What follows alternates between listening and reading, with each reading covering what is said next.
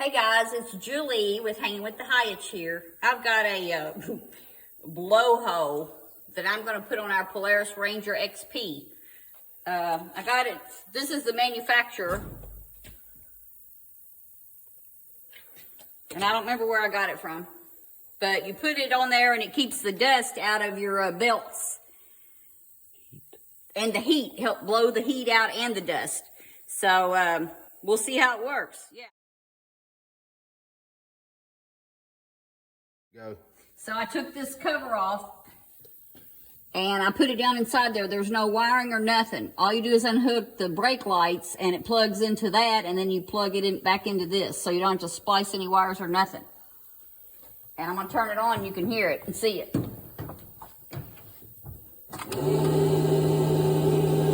So it's blowing the heat and the dirt dust out here.